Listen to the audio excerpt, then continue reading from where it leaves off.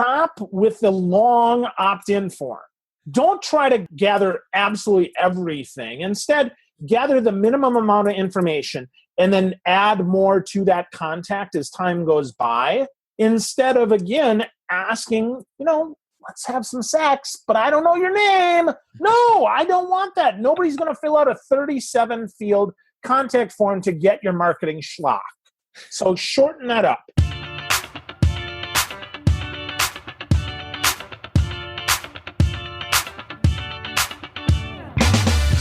Hey y'all, welcome to Selling with Social, the podcast that helps marketers increase marketing qualified leads, sales reps to shatter sales results, and sales leaders to grow as leaders.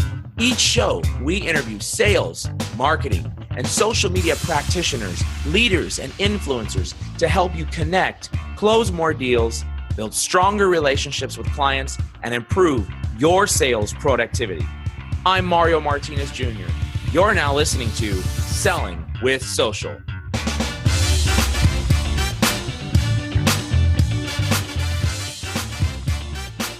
Today's guest on Selling with Social is Phil Gerbyshak. Phil is a speaker, author, social selling and social media trainer and coach who works with sales and marketing leaders and salespeople to help increase their impact, influence, and their income. He is also a master podcaster. You can listen to him on his podcast at Podcast Conversations with Phil, which offers valuable business insights that you can use to grow revenue. Without any further ado, let's welcome Phil Gerbyshak to the show. Phil Gerbyshak, I'm so excited to have you on this show, man. You've got a couple things that I have watched and seen you do many a times. Number one, you've got color. I love the colors, man, that you wear. Orange, purple, reds. It's crazy. It's awesome. I love the branding that you've brought to the table for yourself. I want to welcome you to Selling with Social. Thanks for joining us, my friend. So good to be here, my brother. Good to chat. Awesome. Today's show is really about social selling, and we want to give our listeners, the sales, marketers, entrepreneurs, business owners, give them some concepts and some ideas of how to go about leveraging social. This is certainly up your wheelhouse. Certainly you're an expert in this area. You've spent a lot of time building your own personal brand. I follow you. I watch your videos. You've done a phenomenal job at building your brand and really helping salespeople to grow the sales funnel as well as build relationships through social. So before we get all into the details of this show, first, tell us a little about yourself, man.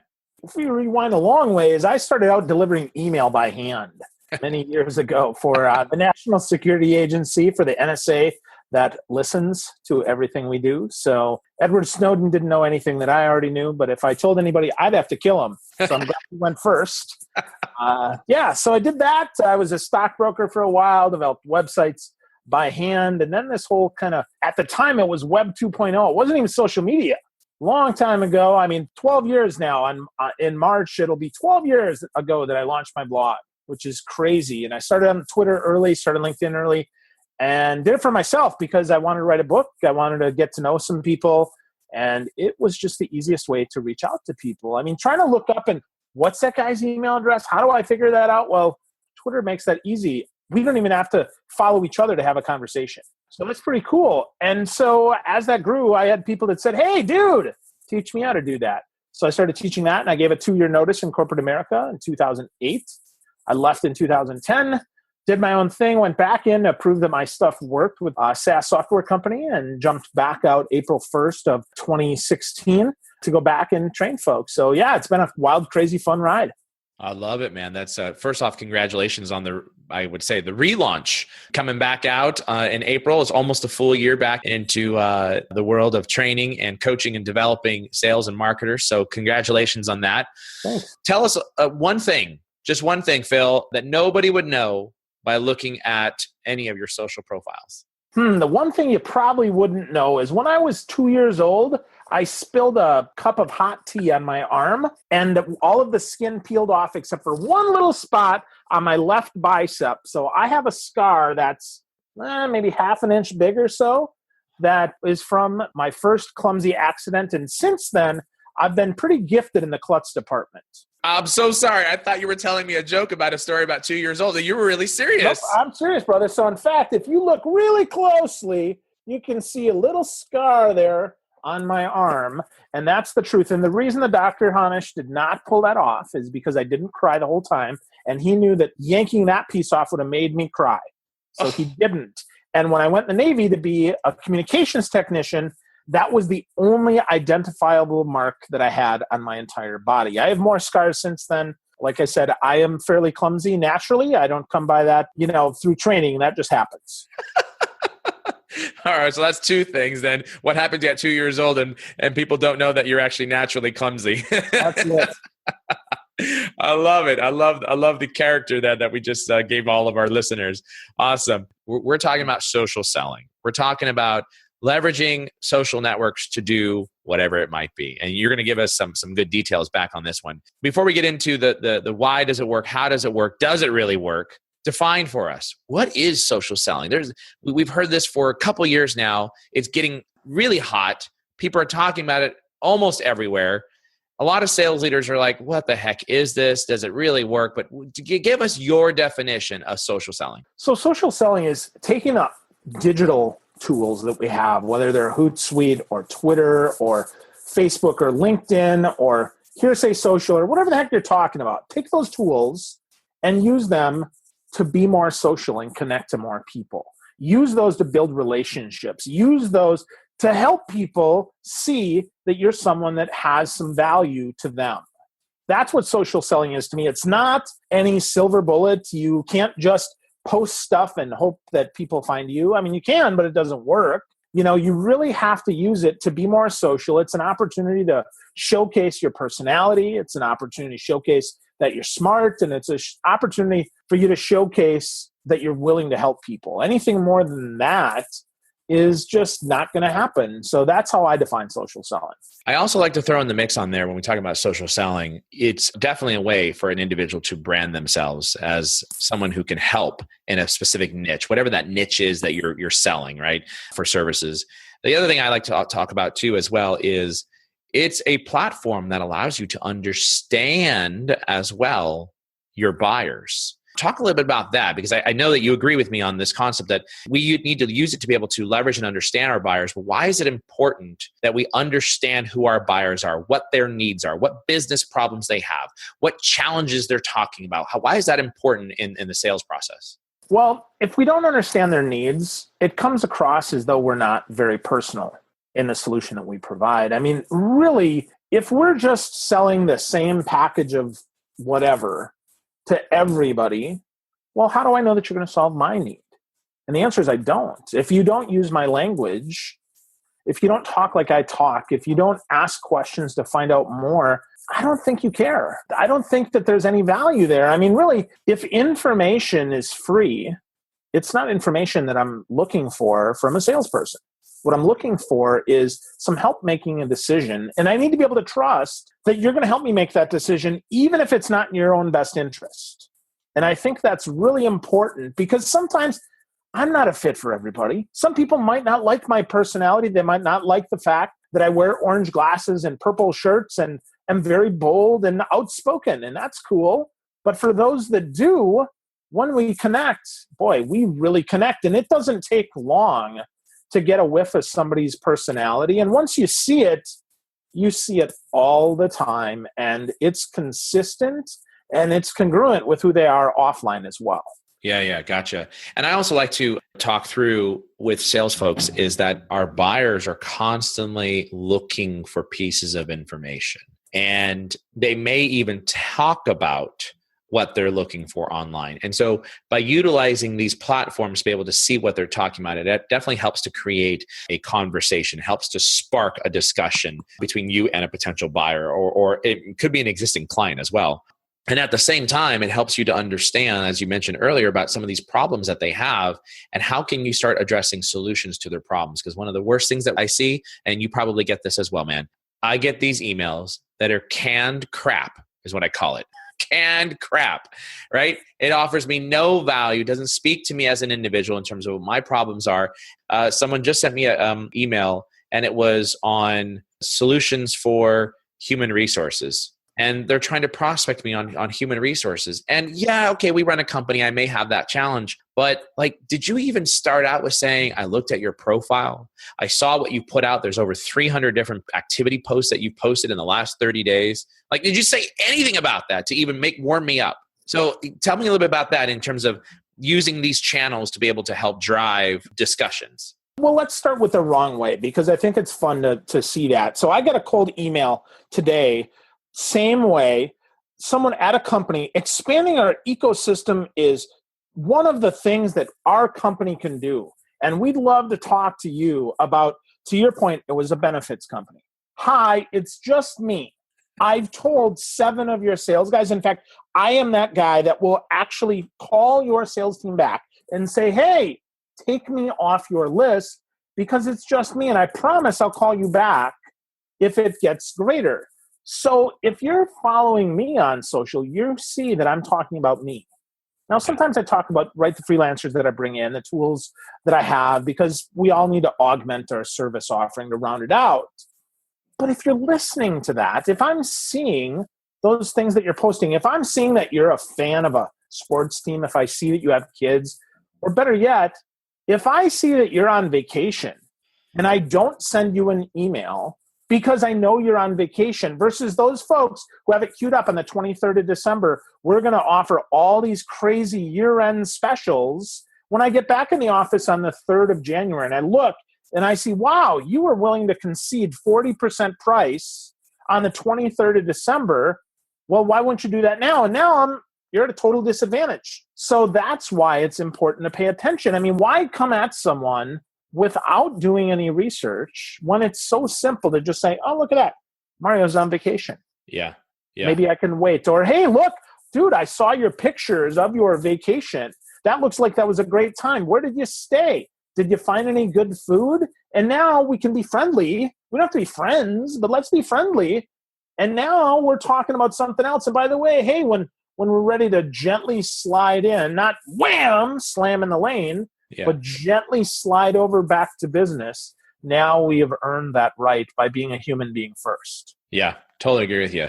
We've talked about the what's, we've talked about a little bit about the why. Let's net this out for, why social selling, and does it work? You're now obviously teaching, you're training, you're doing this again as a coach and as a trainer. You're teaching people how to leverage social media strategies. So why social selling? Does it work? Yes, it works, but not by itself. And why does it work? It's because we're all people. We all share certain things. Now, not everybody's using social. Let's not be foolish here. Let's not say that 100% are on social, but let's say that 60% are. And in your organization, that's 500, 1,000. Let's say it's 100 people. Let's shrink it in. That gives you 40 to 60 people that are talking about things. Chances are, if somebody in your organization is talking about something, other people are thinking about it. That's aiding in the information gathering that you're going. So if you put a lasso around the whole organization, and even 40 of them, 30 of them are talking on social, now when I do make that conversation, when I do bump into that networking event, now it makes for a really relevant conversation instead of, hey, Mario, what's new at your company, man? Are you guys expanding? Are you thinking about this? When I see on social, you just announced that you had a big layoff. Yeah. I mean, come on, man. The information's there.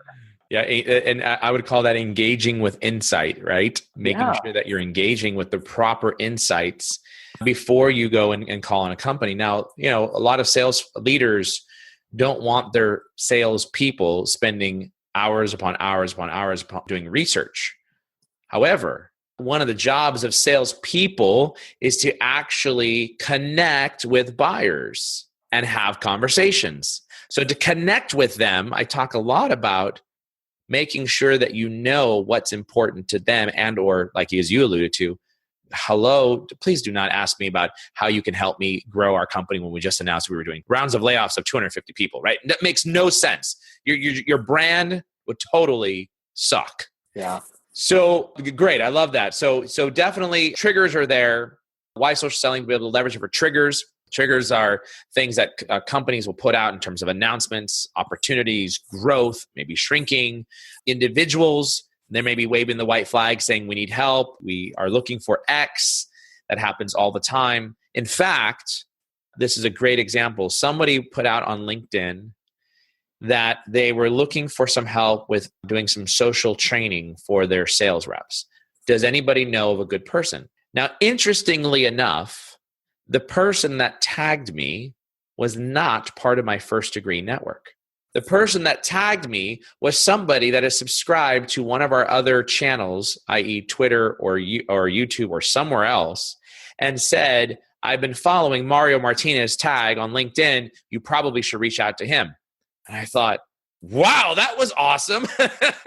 But that's a great example of a social trigger and how social could work, and having a following and having people and buyers and customers and partners talk for you could absolutely work. Does that make sense? Absolutely. It is a great opportunity to be passively referred.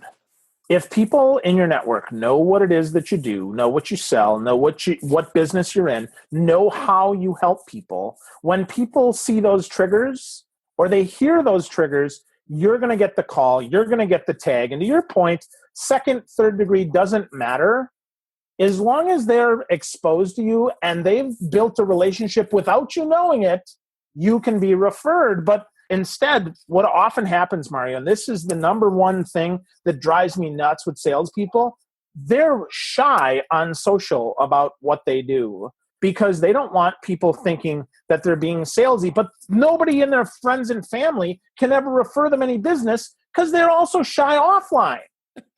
I'm not saying barf on your spouse about what you do, but if someone comes up to me and says, hey, I need an enterprise resource platform for my 1,000-person, 10,000-person company, and I don't know that the guy sitting next to me sells that, shame on that guy. Like, come on, dude. Yeah. Tell me what you do. Give me some help here because I want to help you. And that's the other thing that social's great for, is because they'll help us without us even knowing it. And that's awesome.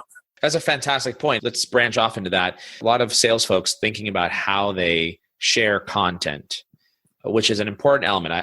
I talk about the 5 steps of social selling, and the 4th of 5 steps is really feeding your network. Other folks call it nurturing your network through content.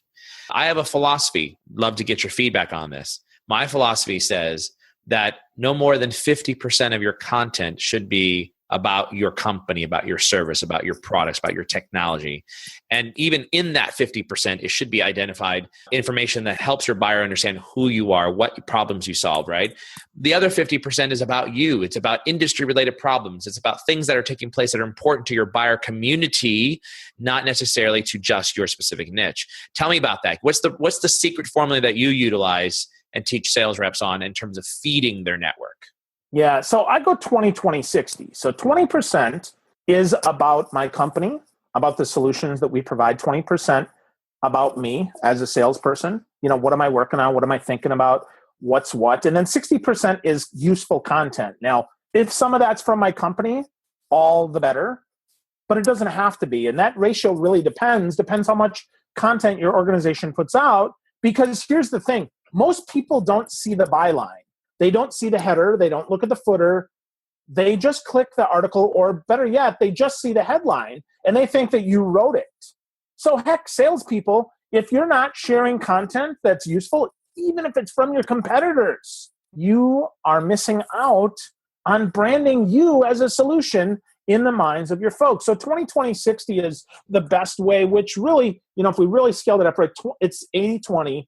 80% of the time, it's got to be helpful, either making a decision about the company or making a decision about the content. And then 20% is just you letting your personality fly, doing some fun stuff. And it isn't that hard. You don't have to be super specific. When you're in a regulated industry or an industry that's really hard to explain, you don't have to be super specific to be helpful.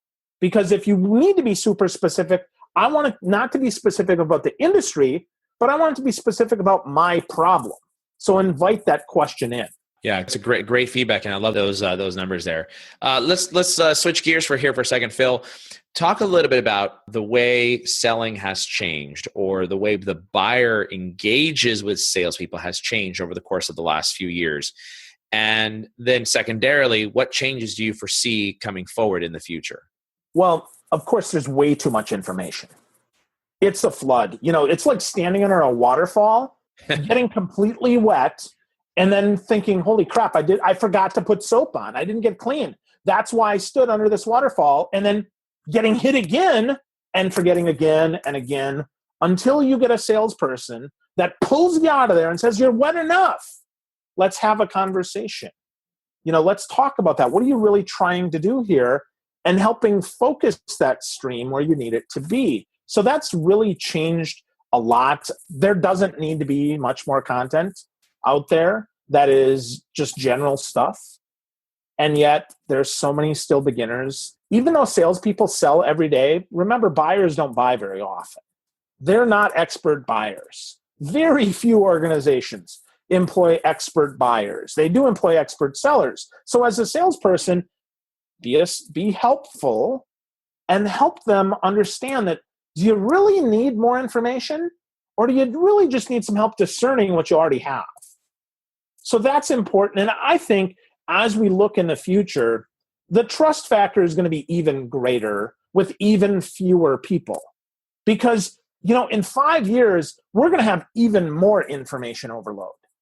There's going to be so much out there. And if you haven't built relationships 5 years ago, in 5 years, you're going to be extinct. Yeah. All these old folks and old-minded folks that have not bitten the social media bullet yet, that are still running away and hiding and saying, no, the old way still works. Well, yep, you're right. It still does, because there's still a couple of secrets out there, and they're not really secrets. People just don't know yet how to search for them. But as Google and Microsoft get more verbal, and they allow you to natural language search and ask questions and get decisions back, that's what's coming next. So that means I'm not looking for info anymore. I'm going to only look for trusted people that I trust are going to act in my best interest, not in their own. That's some great feedback in terms of lots of content out there, really helping a buyer figure out what is it that they need to be able to help them, right? And I think that's the role of the salesperson nowadays, right? Our job is less about explaining the technology and the product and the nuts and bolts. You'll get there. You will get there. But there's so much data that's available that someone can research and grab hold of that information without even you being involved, right? So really, it's a great point you just made up, which is helping to facilitate the knowledge gathering, what's important, as well as to be able to figure out, what do I need to do with this data, right? So those are some good things. I think some other things too that I talk about in terms of the way the buyer has changed is, and you probably know this, Phil, anytime I do a keynote, by a show of hands, I have everybody raise their hand in the audience, and I say, well, raise your hand when I ask you this question, because I know the answer is going to be yes. And it's going to be an embarrassing question. So I'm letting you know now, and my hand is going to be raised as well. I'm just letting you know now. But how many of you, and I'm holding up my iPhone here for the listeners who cannot see, how many of you take this thing to the bathroom with you? Yeah, I said it. It's kind of gross, right? If you think about it. But the reality is that we all almost do this, but why would we think our buyers are not doing this? So the fact that our buyers are doing this and that we are doing this, what are we searching for? We're looking for information. We're actively going out there and doing research, whether it's engaging with friends, an email, a text, whatever it might be. We're mobile attached, we're digital enabled, we're socially engaged individuals. And so as a result of that, I think our buyers have changed our behavior. And that's why I think that it's so important that a salesperson cannot forget about this avenue of social. What are your thoughts on that? I totally agree. Bathroom time is the number one time for folks. Back when I started in social, I used to use a similar analogy. I would talk about how organizations were blocking social, and then I would hold up my phone and say, are you blocking this? Right. Because I have my own internet. Well, now employees still have their own internet. Now they all have even more smartphones, and they're looking for information that's helpful. And this is why I don't think from 8 to 6 live video is the answer. Because who wants to be in the stall next to somebody who's got Kim Kardashian yelling at them in the men's room? I don't. Depends on who you are. well, right. But that's the thing. If we think about that, I don't want to get busted at work for watching ETV on my phone. Not to mention, I have no idea what you're talking about in live video unless you have captions. And if you have captions, I can just read it. So now, right, because often it's the old joke. When I started on the internet, Mario, the big thing to send around was to send a flash video that would make loud noises and flash your screen to get your attention. Yeah. And it was always like, hey, Mom, I'm watching porno. Well, that's what people are still afraid of. But if they click on a live video, it might start with 7 minutes of Phil and Mario teaching social selling, but it might be change channels to something naughty that I'm not supposed to see, and now I'm going to get in trouble. Yeah. So I think bathroom time is still important time, and we need to think about, that's why entertainment is important, not just boring information, because, people still like to laugh and have a good time. Yeah. I'll put this into the show notes, but I did publish an article a couple of weeks ago. You may have seen it, but the cover image was guy on the John. Yeah, right. The guy sitting in the bathroom, and it was the fourth tip on doing social selling right off of our blog, and people got a good laugh over that. But it was true because something that people don't want to talk about is taking that time to be able to some research and some information gathering. So. All right, let's move off the bathroom topic and conversation. Listeners are probably saying, what the heck are these guys talking about? All right, I love it. So let's talk a little bit about ROI on leveraging social to grow sales. Last year, we did over 250 executive meetings. And I would say the top question on the board from sales leaders was, what is the ROI of leveraging social selling? Talk a little bit about that. Any examples of ROI that you've seen reps, clients as a whole have or see as a result of socially engaging? I see lots and lots of my clients who get those passive referrals like you got. People recognize that they're an expert in what they do, and they get tagged on social, and then they close business. And I can tell you, I get business that way too. I get plenty of people who say, oh yeah, Phil Gerbyshak does that. You need a LinkedIn trainer? Talk to Phil Gerbyshak.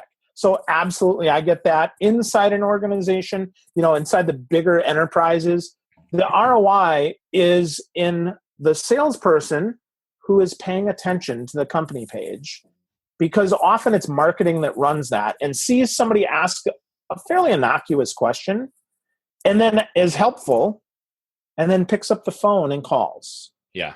That's fast ROI on that as well. The other ROI is, if you do this right, it's a great lead gen tool, because you can drive people where you want them to go, but that's a partnership between marketing and sales. So the best organizations, the ones that I've seen get the most ROI, understand that marketing fills the top of the funnel, sales closes the bottom of the funnel, and the goal is to shorten that gap as much as they can. So salespeople have information. That means you have salespeople who actually buy into social and executives who buy into social, because the speed of the team is the speed of the leader.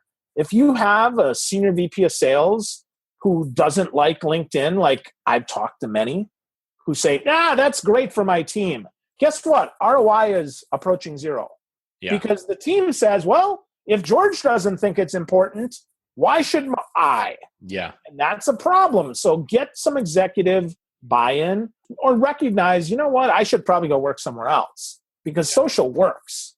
Yeah. If you're making your folks do research, cold call, the great thing is, if I get your business card and I don't like you, I'm going to put you on my phone under blocked. Yeah. And I'm never going to take your call.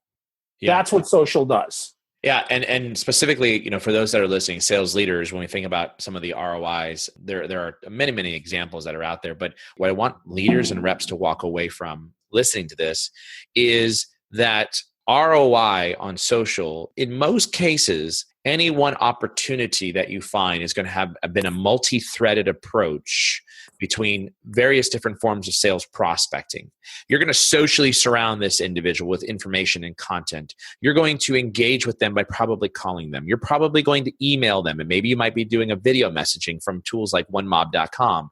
And you're going to socially, digitally interact with this individual, and that every one of those pieces helps with the overall driving the funnel down the opportunity. And even with existing clients, we have people today that constantly interact with my personal content. And when opportunities come up, like I was just on a call this morning, one of our largest Fortune 250 companies called me up, and they got on a call today with 3 folks, and they said, can you help us with this? Because we saw you publishing some content about this.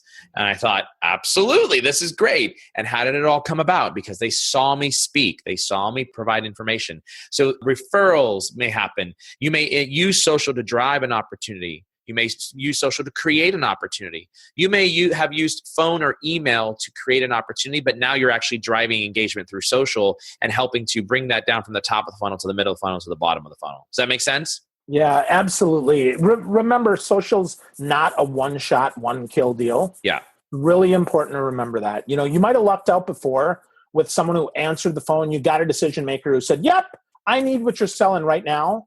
But on social, they're gathering a piece of information. Not to mention, you can't probably reach them all the time by phone. Not on the first shot. I'm not telling you cold calling is dead. I'm telling you need to enhance it with your social selling. That's money right there. Enhancing your sales efforts with social selling. You hit the nail on the head. That's exactly right. In the old days, as a former sales leader, we used to track a sales opportunity was generated as a direct result of a cold call or as a direct result of an email. Today, you cannot track oftentimes where that opportunity may have entered in from, because it could have been Johnny and Billy, a customer and prospective customer, that Johnny tells Billy, hey, you should talk to Phil. And then all of a sudden, someone does a referral through email. Well, that was because these 2 folks were talking on the back end through social, right? So some of these things you can't track, but I love your point. Salespeople need to leverage social to help enhance the current sales processes and methodologies. That's a money point right there, man. You've been definitely teaching salespeople, and you've been working with marketers as well, how to leverage social to grow the sales pipeline. For those of our listeners, give us, Phil, the top 3 things you would say that are required for a salesperson to get started with social selling. Yeah, well, first you need a profile that is built out and that is in your customer's language. Not in bullet points, not in the crap that your marketing folks make you say. No disrespect to marketing, but you have to talk in terms of your customers. So that's the first thing you need. The second thing you need is a personality. You have to have an opinion about some stuff. I'm not telling you to talk about politics or religion or race or any of that stuff, but I'm saying have an opinion with some hobbies. Talk about stuff other than work. Pick a favorite sports team. Pick a sports team you hate. Heck, I posted a fun video today that Colin Cowherd shared about all the Cleveland Browns quarterbacks. That's funny stuff. Yeah. It makes people laugh. And now you're seen as the person who doesn't just talk about business. So that's the personality side. And then the third thing you need is you need a whole lot of persistence. You need to be dedicated. You need to move towards your goals. You need to be willing to hear no. And you need to be willing to hear nothing and know that you're likely still making an impact. You're still moving forward, even though you don't hear anything, if you keep doing the right things. Because it is almost impossible anymore to source where people hear of you first. I could have seen you in the newspaper 10 years ago and do business with you tomorrow. I spoke at a conference 10 years ago that 2 months ago, the person who wrote the check was someone who heard me 10 years ago that I haven't spoken to in 10 years. Yeah. Now, is the source 10 years ago? Is the source the fact that she found me on social and is now following me? Is the source somebody else in an organization? I don't care. It's money in my pocket and I'm a happy person. But I know that if I do the right stuff and I'm persistent and diligent, good things are going to happen. Yeah. So keep after it. Those are the 3 things you need if you're a salesperson today. Excellent advice. Let's go the opposite route. 3 things that salespeople are doing wrong with social selling. First, remember, if you suck, social media is going to help you suck faster. So if you're a knob, that's how you suck.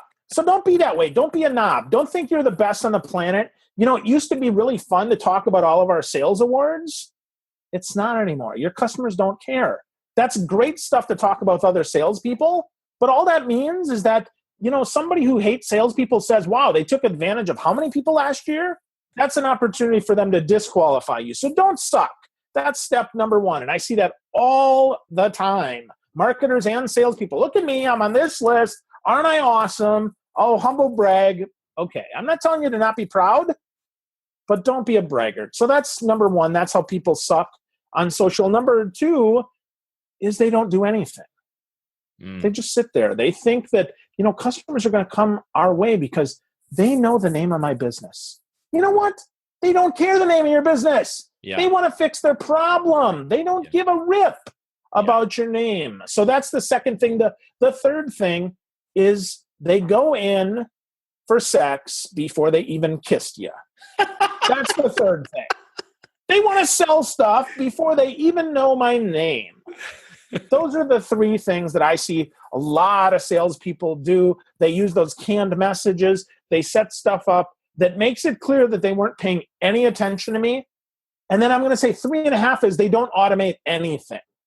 That's 3.5. So you can't be too much blah, buy my crap, click my stuff, but you have to automate some things. And that's okay because frankly, people are not going to read everything you post. And that's perfectly expected. But just know you might need to put it out 3, 4, 10, 40 times before the right person sees it. Yeah. Yeah. I love your analogy of they want to have sex before they actually have a chance to kiss you. It's interesting because one of the worst practices that I see is the spray and pray, churn and burn that people use with dialing for dollars, right? You're dialing for dollars. And when you're tired of dialing, you still keep dialing and let your knuckles bleed even more, right? So now what people have done is they've taken that and they've moved that to social. They request to connect with somebody. This is like the thing that I just cringe most about. I connect with you because you asked me to connect and I'm opening up my network. 5 minutes after I've accepted your connection request, you send me now an email because you have access to my email. You send me an email that says that it's a product pitch on your solution and when can we have time to meet? And I'm like, we didn't even spend time saying hello. We didn't even spend time taking a look at what are my business problems? And at a very minimum, what you could have done is at least said, hey, great to be in your network. By the way, loved your post about blah. Then go into product pitch me. I mean, at least something that helps me understand that you at least were engaged in that regard. So that is something that just kills me. Just kills me. Yeah, well, and I would add to that because we're going to have salespeople now that hear this that say, now include a little snippet from the last thing that Mario posted, the last thing that Phil posted. Here's the thing. Look a little deeper. Take an extra 12 seconds and scroll to something they posted last week, last month that they totally forgot about, and then mention that. I can tell you, I surprised and delighted someone this year, didn't know this person, happened to get their name in a Secret Santa, looked through their public Facebook post, saw that they loved pretzels. They posted something in 2012 about pretzels. So what do? Right? Secret Santa, hey, I send them 2 bags of gourmet pretzels. And what does this person do? Holy cow! Phil Gerbyshak recognized, how did you know that I like pretzels? Yeah. Wow, dude. This was really not that difficult. It took me an extra 12 seconds to scroll back that far to find a post that you'd made with a picture of pretzels and said, love me some pretzels. Boy, that's tough. That's making a difference. This is not check the box, folks. That's the other thing. We need to remember, social media is about me as much as it is about anyone else. So think about me. When you're pitching me, maybe you use some extra exclamation points. Maybe you come across and you mention my orange glasses. But whatever it is, make it personal. Don't make it what everybody else can do. Because if everybody else can do it, you're not making any impact. You can do better. And we expect you to as people buying your stuff. Yeah. And to your point, don't take the canned emails that are already going out by you or your marketing department and just put them in a different forum. You already have that channel locked down. You already have your canned emails that say, did a bear eat you, or did a tiger attack you, or whatever those crazy email subject lines are. That's already there. Don't take that same garbage and put it onto social so that you hit them twice with the same thing. Try something different. Be different, right? So a great point. Let's move into discussing tools. People always talk about in social, what are the types of tools? What are 3 tools, Phil, that a rep would need to either A, get started, or B, advance themselves, leveraging social to grow their sales pipeline? Sure. So first one is mention. Mention allows you to listen for people's names, for product mentions. It's a great tool. You get it on your phone. You can get it, in your email. Mention is one of my favorite tools. It's way better than Google Alerts used to be even, because it mentions all of them and it sends you a daily email. So I like that a lot. That's one of my favorite tools. Second one is Feedly. Feedly allows me to subscribe to RSS feeds. If I pay the $49 a year, it allows me to integrate with all those automation tools so I can share information and look like I'm omnipresent. Yep. Even if I use the free version of Buffer or Hootsuite, it still allows me to fill that bucket up. So if I'm reading and I found 10 great articles on the first of the year, I don't have to barf them all out at one time. So that's the second tool. And the third tool is Canva. Canva. Canva is great because we need people to be more visual. Images stick with us. So here's the thing, folks. If you're listening to this podcast, I want you to go back, listen to it again, open up Canva, and every smart thing that we say, turn into a graphic. Love it. Put it out there, and then share that out in addition to the words, because that makes it so much more relevant, because people might take that, they might print it out, they might put it on their wall, they might put it on their corkboard, whatever the heck it is. And now, especially if you're extra smart, you add your logo to it or your little picture or your name. Now you are emblazoned in their brain as someone who's helped them. And also, if that picture gets forwarded out, by the way, add your picture, add your phone number, add your email, whatever it is, add some form of way people can connect back with you. Even if it's just your name and your logo, at least they'll be able to figure out who you are on LinkedIn. Because if that picture gets reshared, retweeted, re-forwarded, liked by somebody else, what will happen is if somebody else had an interest in what you've published, they will now know how to get a hold of you. Exactly correct. Yeah, very good. I love that. I love those tools. I personally have not used Mention, certainly the other ones, and we'll put those into the show notes for sure as well. So let's move on into marketing. We're running short on time here, but I want to get this question in. The role of marketing to help drive marketing qualified leads via social. How can marketing help salespeople? Well, first, marketing can tell people where in the sales cycle this particular piece of content fits. That's really important because not all content is created equally. Yeah. Some stuff is for building awareness. Some stuff is for getting closer to the 50 or 60% that they need to make a decision. And some stuff is for that moment of truth, that moment of proof, those case studies that once they're introduced, they're really meant to overcome objections. So that's one great way that marketing can help. Secondly, make more visual content and make it personal about that person. Add their name to it for them. Heck, you can probably do some variable offset graphics really cheap with a mail merge. Well, do that.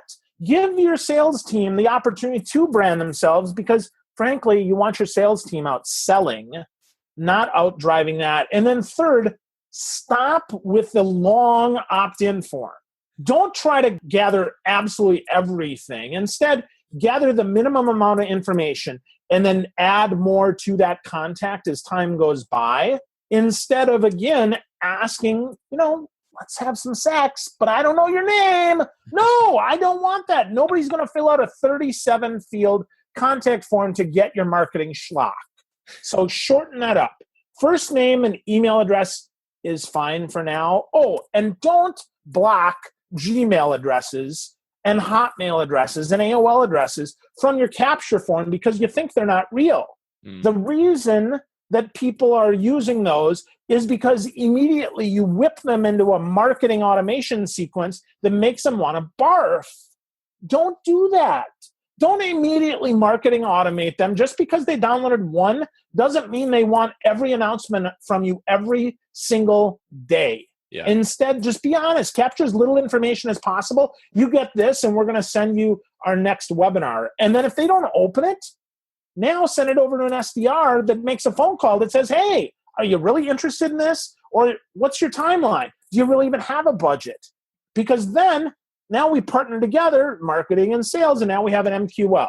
Or not, in which case we can stop chasing it and pretending like we made our numbers. Love that advice. And the one piece of advice that I would definitely give marketers as well is if you have not launched an employee advocacy solution by now from companies like everyonesocial.com, which is who we use, and we absolutely love them. It's a fantastic tool. But if you have not launched at a sales advocacy or employee advocacy tool, what the heck are you thinking? We talked about Feedly. Feedly is a great tool for the sales rep who doesn't have anything. But quite frankly, I shouldn't, as a sales rep, have to go set up Feedly, maybe as an entrepreneur or solopreneur. My marketing team should have implemented and should be managing great content that is applicable to my targeted buyer and my audience from third-party sources. And that should be in a system that I could easily hit share, and queue that up across the course of a whole entire week to be in front. That's marketing 101. There are thousands of companies who have not implemented customer advocacy solutions or employee advocacy solutions. Influitive is a great one for customer advocacy, but for sales and employee advocacy, everyonesocial.com.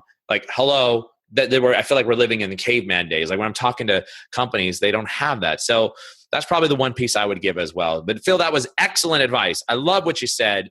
Spot on. I think that's really key there in terms of spending some time talking to marketing. All right, we're running low on time here. I want to get this very important question in. Phil, if someone wants to connect with you, they want to reach out to you, they want to ask you any questions, what's the best way to contact you? So the best way to contact me is to find me on your favorite social network and then follow me, connect with me. Easy enough. Your network, whatever that is. If you're Facebook, find me on Facebook. Your LinkedIn, Twitter, whatever that is, go there and follow me, find me, connect with me. And I'll even give you my phone number. It's 414-640-7445. If you're shy, send me a text. That's totally cool. I'll respond to that. Your favorite social network is a little, probably a little less scary for some of you. And if you can spell Gerbyshak, Gerbyshak, you can find me. I promise. If you can't find me, you can't spell. And that's okay. Gerbyshak. There you go. I love it. What's your Twitter handle, Phil? It's Phil Gerb, PhilGerb. All right. And your LinkedIn profile, just look up Phil Gerbyshak, and it's okay for them to connect with you? Absolutely. But tell me you heard me on Mario's show. Send me a personal request because, frankly, if I don't know you, I might not let you in. Now, I might. But if you say that you heard me or you remember the secret stuff that nobody else knows on social about my scar and about the fact that I'm naturally clumsy, and you mention that, I promise I'll let you in. Love it. Yeah. So let Phil know that you heard him on Selling with Social podcasts and share with him some insights. Awesome. And Phil, how can you help salespeople and marketers? You do private coaching, group coaching, workshops, social selling training. Tell them about you. Yeah, absolutely. So whatever type of sales that you need to do, I can help you with social selling training. I can help entrepreneurs with sales coaching. I work with a lot of speakers. I've got a great team of folks that if it lives in your computer, we can make it happen. But personally, my favorite stuff to do is to help salespeople sell more effectively by integrating social selling practices into things they're already doing offline. Because your best salespeople already have likely all the connections they need. They just need to connect the dots. And you can do that with social a lot more effectively. They know the companies to target. They know the people to talk to. They even have the conversations. They might just not realize that it's just like offline. Your sales team isn't going to the cocktail party retching on them about products and services. Well, don't do that on social either. And I can help with all that training, help fix that mindset, get you some executive buy-in, create some employee advocates, and really help you drive ROI and that bottom line success that you're looking for. Awesome. Fantastic. Two quick things before we go. All-time favorite movie that you love? Real Genius. Real Genius. Got it. And what aspect of your own personal development are you most focused on improving, and why? Good question. So this year, I am most focused on improving my writing. I've written 5 books. I've written 3,000 articles, but I want to be even better.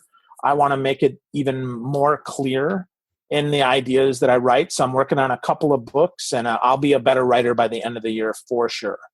I love it. That's awesome. Phil, you are fantastic. I loved having you on the show. There's some great, good points inside here that we had along with some good laughs as well, man. Really awesome to work with you. And we will have all these details in the show notes for if you missed his information, contact, website, Twitter handle. Not to worry, just take a look at the show notes and we will have that embedded here into the show notes. Also, if you missed any of the references to company names, Everyone Social, Mention, Feedly, One Mob, we'll have all of those in the show notes as well. So not to worry there.